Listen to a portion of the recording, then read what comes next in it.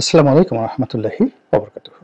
সম্মানিত দর্শক, মানুষ এখন কেমন আছেন, তারা কি করছেন এবং তারা কি করবেন, বর্তমানে তাদের হাল হকিকত কেমন এবং আগামী দিনগুলোতে তাদের কি পরিণতি তাদের জন্য অপেক্ষা করছে, এই বিষয়গুলো নিয়ে আলোচনা করব সংক্ষেপে। শিরোনাম যেটা ভাবে দিয়েছি সেটা হলো, এই মুহূর্তে আমার কাছে যেটি মনে হচ্ছে বাংলাদেশের যে সমস্যা, সেই সমস্যার একেবারে যাকে বলা হয় শিকড়, সেই শিকড়টা হলো ভুয়া মামলা। আওয়ামী লীগ জমানা থেকে যেটাকে আমরা গাইবি মামলা বলতাম, ভীষণ রকম আতঙ্ক ছিল সেই মামলা নিয়ে। কিন্তু সেই মামলার একটা প্রকৃতি ছিল যে সেই মামলায় সাধারণত অরাজনৈতিক ব্যক্তিবর্গকে ঢোকানো হতো না, বিএনপি বা জামাতের লোককেই ঢোকানো হতো এবং যারা রাজনীতিতে মোটামুটি সক্রিয় তাদেরকে। এবং সেই মামলার একটা বৈশিষ্ট্য ছিল যে সেই মামলা করে রাখা হতো থানায়, পরবর্তীতে একটা মিথ্যা ঘটনা ঘটিয়ে একটা ককটেল ফাটিয়ে এরপরে স্থানীয় বিএনপির বা জামাতের নেতাদেরকে পাইকারিভাবে সেখানে আসামি করা হতো। আর এই কাজটি করা হতো শুধুমাত্র রাজনৈতিক উদ্দেশ্য পূরণের জন্য। এবং এইটা ছিল সরকারের একটা, আওয়ামী লীগ সরকারের একটা হাইকমান্ডের নির্দেশ। এবং পুলিশের কিছু দুষ্ট কর্মকর্তা এই বুদ্ধিটি সরকারকে দিয়েছিল, এই গাইবি মামলার ধারণাটা। এবং এই কারণে দেশে এবং বিদেশে এই গাইবি মামলা নিয়ে ব্যাপক প্রচার ঘটে এবং গাইবি মামলার সেই অভিশাপের কারণেই আওয়ামী লীগ সরকারের পতন ত্বরান্বিত হয়ে যায়। তো এখন সেই যে গাইবি মামলা, সেই গাইবি মামলার চাইতেও ভয়ানকভাবে এখন ভুয়া মামলা সারা বাংলাদেশে সয়লাভ হয়ে পড়েছে।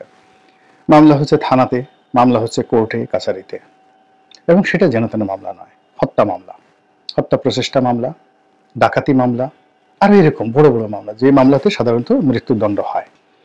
এবং এই মামলার পেছনে সরকারের কোনো কমেন্ট নেই। মানে আগে যেভাবে আওয়ামী লীগ বলতো যে গাইবি মামলা করো, তারপর গাইবি মামলা হতো, কিংবা ধরুন সরকার আরো কিছু মামলা ওই সময়টাতে হাতিয়ার হিসেবে ব্যবহার করতো, সন্ত্রাস দমন আইনে কিছু মামলা হতো, পুরোপুরি এটার সঙ্গে স্বরাষ্ট্রমন্ত্রী জড়িত ছিল, এমনকি শেখ হাসিনা জড়িত ছিল। গুম কমিশন একটা রিপোর্ট দিয়েছে এবং বাংলাদেশে যে গুমগুলো শেখ হাসিনার জমানাতে হয়েছে সবকিছুর সঙ্গে শেখ হাসিনার সম্পৃক্ততা পেয়েছে বলে পত্রপত্রিকা এসেছে। এবং এই গুম ম্যাটেরিয়ালাইজ করার জন্য সরকারের কতগুলো পেটোয়া বাহিনী ছিল এবং তার মধ্যে বেশ কয়েকজন কর্মকর্তার নাম আমরা ইতিমধ্যে দেখেছি। পুলিশের আইজি বেনজির, মেজর জেনারেল জিয়াউল হাসান, ডিবির হারুন, তারপরে সেই পুলিশের যে কর্মকর্তা মনিরুল, এদের নাম পত্রপত্রিকায় এসেছে।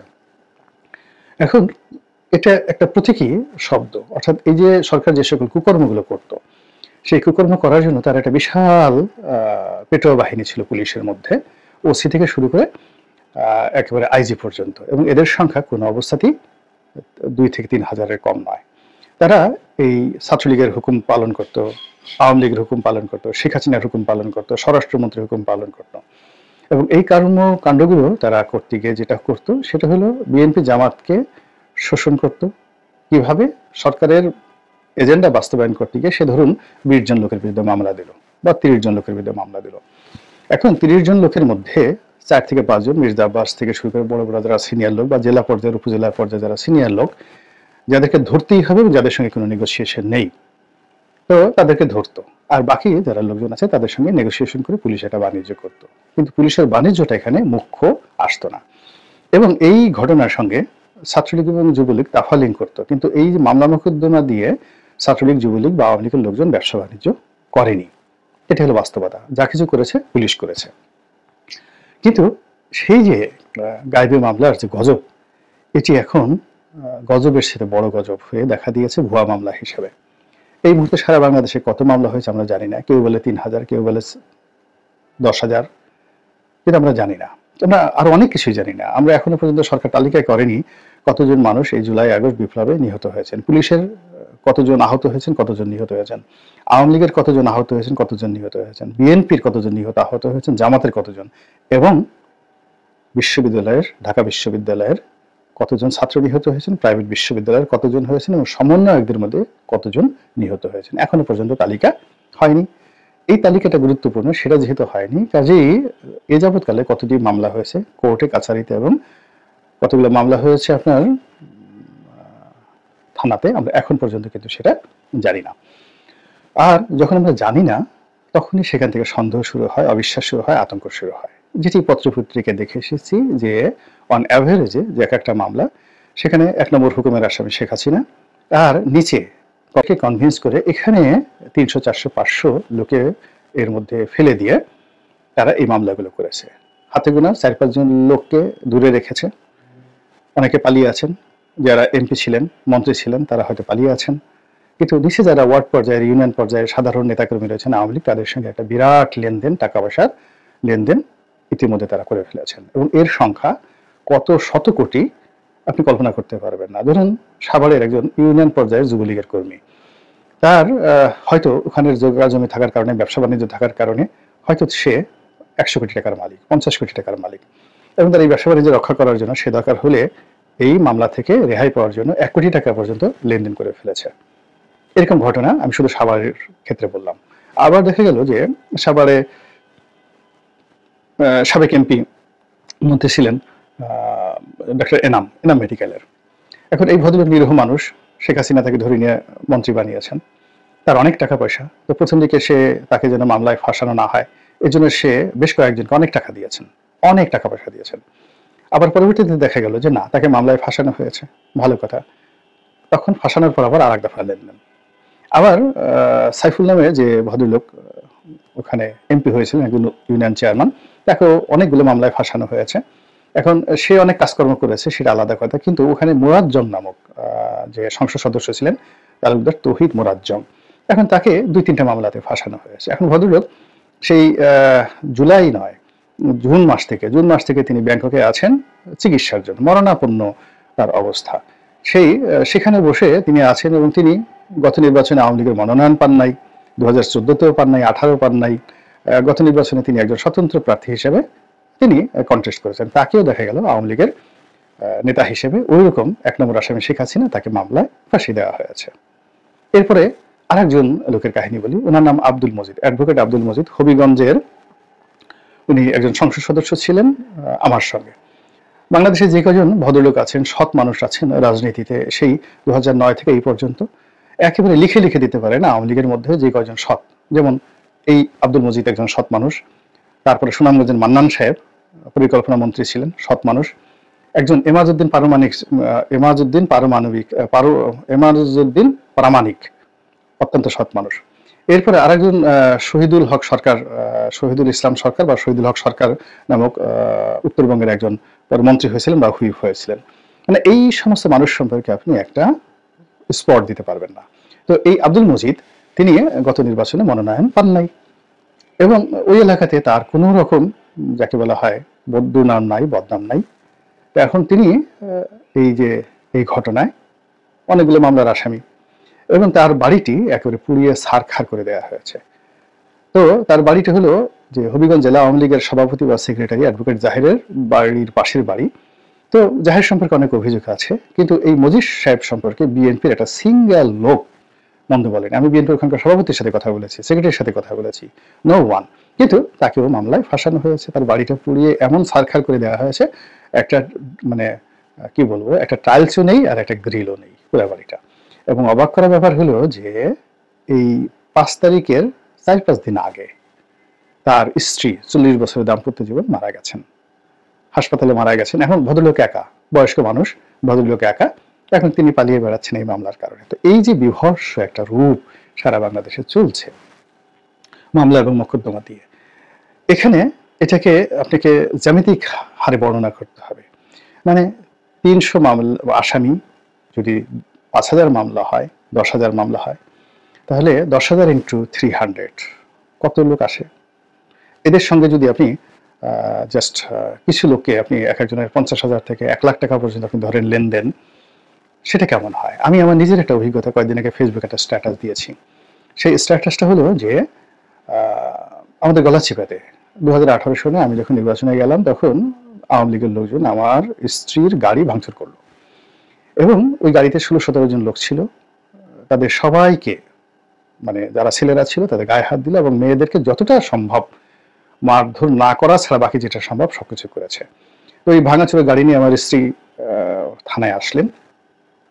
তো থানায় আসার পর, থানায় তো মামলা নিলই না, কোনো রক্ষা করো না, উল্টে আমার বিরুদ্ধে একটা মামলা দিয়ে দিল। আমি তখন হোম অ্যারেস্ট, মানে গৃহবন্দী। যে আমি লোকজন সহকারে থানা আক্রমণ করার জন্য হুমকি দিয়েছি টেলিফোনে। তো এই ঘটনার বিরুদ্ধে আমি তো মামলা মোকদ্দমা করিনি, কিন্তু এক বিএনপির এক কর্মী সে আমার সাথে জাস্ট টেলিফোনে বললো যে এরকম ব্যাপার, আমি তো মারধরের শিকার হয়েছি, আমি মামলা করতে চাই। আমি বললাম যে দেখো, তোমরা এটা ব্যক্তিগত ব্যাপার না করাই ভালো, বিএনপি এখনো ক্ষমতা আসেনি। তারপর এই মামলা ভালো না, যারা অন্যায় করেছে তারা এই যে পরাজিত হয়েছে এমনি বিপদের মধ্যে আছে, আল্লাহ এমনি শাস্তি দিয়েছে, দরকার নেই। তো তারপরে সে বলে যে আমি তো নিজে ক্ষতিগ্রস্ত হয়েছি, আপনি তো আমাকে নিষেধ করতে পারেন না। তো আমি আর কোনো কথাবার্তা বললাম না। পরে দেখলাম যে মামলার একটা বিরাট লিস্ট তৈরি করেছে, উকিলকে দিয়ে ড্রাফট করেছে এবং ফেসবুকে ছেড়ে দিয়েছে প্রায় 100 জনের মতো আসামি, এবং যারা এই অন্যায়ের সাথে আদৌ জড়িত না, বিএনপি সেই বড় বড় লোক যাদের টাকা আছে, পয়সা আছে, নেতৃত্ব আছে, তাদেরকে টার্গেট করে এরকম বিরাট এক মামলার ফর্দ। এরপর আমার কাছে একের পর এক টেলিফোন, রডি ভাই এটা কি ধরনের কথা, আমরা তো এই কাজ করিনি, আপনার একটা সুনাম আছে, সুখ্যাতি আছে, আপনি তো এই কাজ করতে পারেন না। পরে আমি সেই ছেলেকে টেলিফোন করলাম, কথা বললাম যে তুমি এই কাজ কেন করেছো, তাকে বকা দিলাম, তুমি এই মামলা করতে পারবে না। এরপর দেখলাম যে তাকে কোনো অবস্থাতে দমন করা যায় না। এরপরে আমি ফেসবুকে একটা স্ট্যাটাস দিলাম এবং এখন পর্যন্ত মামলা হয়নি। তো যাই হোক, এখন আমার গলা চিবিতে 10 মিনিটে কোনো রাজনৈতিক মামলা এখন পর্যন্ত হয়নি, কিন্তু অন্যান্য জায়গায় তো হচ্ছে। এবং এই যে মামলা, এই মামলার যে চাপ এবং অভিশাপ অতীতের মানে যে কোনো সময়ের সাথে বেশি, এবং অনেক মানুষের সামাজিক, পারিবারিক, রাজনৈতিক, অর্থনৈতিক সমস্ত জীবন তছনছ করে দিয়েছে। এরপরে আসেন চাঁদাবাজি, দখল। কারো একটা ভালো গরুর খামার আছে, বা কারো পালে 10টা ছাগল আছে, এমনকি একটা মুরগির খামার আছে, আপনি অবাক হয়ে যাবেন যে গত 120 দিনে এই জিনিসগুলো মানে যারা ক্ষমতাধর এই মুহূর্তে, আমি দলের নাম বলবো না, তারা সেই আওয়ামী লীগের যে সকল লোকদের খামার ছিল, শিল্প ছিল, কলকারখানা ছিল, সব কিছু তছনছ করে দিয়েছে। আপনি কি দেখুন, বাংলাদেশের গাজী টায়ার মার্কেটের অলমোস্ট 40% তারা ডিল করে। এরপর গাজী ট্যাঙ্ক, ওটাও বাংলাদেশের যে ট্যাঙ্ক, প্লাস্টিক ট্যাঙ্ক, এই মার্কেটের 40 or 50% তারা ডিল করে। ওখানে 20,000 লোক চাকরি করে, জ্বালিয়ে পুড়িয়ে ছারখার করে দেওয়া হয়েছে। কত মানুষ যে কারখানার মধ্যে মারা গেছে রূপগঞ্জে, ওনার অনেক অন্যায় ছিল, ভূমি দখল থেকে শুরু করে সবকিছু, মানে এমন কোনো কুকর্ম নাই গোলাম দস্তগীর গাজী করেনি। কিন্তু এই জিনিসগুলোকে মানে তাকে শাস্তি দিতে গিয়ে এই 20,000 লোকের যে কর্মসংস্থান এবং জাতীয় অর্থনীতির, ওর সঙ্গে ভ্যাট ছিল, ট্যাক্স ছিল, ইন্স্যুরেন্স প্রিমিয়াম ছিল, ব্যাংক ছিল, বিমা ছিল, সব কিছু তছনছ করে দেওয়া হয়েছে। তো এখন এই যে চাঁদাবাজি, দখল, মামলার কথা বললাম, চাঁদাবাজি, দখল থেকে শুরু করে সব মিলিয়ে যা কিছু করা হচ্ছে, এতে করে সমস্ত বাংলাদেশের যে উন্নয়নের চাকা, এটি রীতিমতো মুখ থুবড়ে পড়েছে। এবং এই জায়গা থেকে যদি আমরা বের হতে না পারি, তাহলে কি হবে, আগামীতে যে জিনিসটা ঘটবে সেটা হলো আমরা শত চেষ্টা করে, ইনুস তো দূরের কথা, যদি আমরা মহাবিশ্ব থেকে আরো বড় কোনো মহামানবকে নিয়ে আসি, আরো বড় কোনো মহামানবকে নিয়ে আসি, তিনিও কিছু করতে পারবেন না। ফলে কি হচ্ছে, মানুষ কাঁদছে, মানুষ আহাজারি করছে এবং মানুষ অভিশাপ দিচ্ছে। আপনি বলতে পারেন ইউনূস সাহেবকে দিচ্ছে, যে না, ইউনূস সাহেবকে দিচ্ছে না, সবাইকে দিচ্ছে, আওয়ামী লীগকে দিচ্ছে, বিএনপিকে দিচ্ছে, জামাতকে দিচ্ছে, এই যারা বিপ্লব করেছে তাদেরকে দিচ্ছে, সবাইকে মানুষ দিচ্ছে। এর কারণ হলো মানুষ তো ক্ষতিগ্রস্ত হয়েছে, মানুষ সব হারিয়ে ফেলছে, মানুষ কোনো কিছু দেখছে না। এই গত 1 সপ্তাহ যাবৎ ঢাকা শহরে দুর্বিষহ যানজট, মানে আমি নিজে অবাক হয়ে যাই যে ধরুন এই যে 16 ডিসেম্বরের বন্ধের আগে যে সময়টা গেল, তাতে আলটিমেটলি 4 দিন প্রচন্ড, যাকে বলা হয় একটা লম্বা টানা ছুটি বাংলার মানুষ পেয়ে গেছে। তো বৃহস্পতিবার দিন বিকেলবেলা বেশিরভাগ মানুষ শহর ছেড়ে চলে যাবে, বিভিন্ন এলাকাতে চলে যাবে, শুক্রবার দিন রাস্তা ফাঁকা থাকবে, শনিবারের রাস্তা ফাঁকা থাকবে।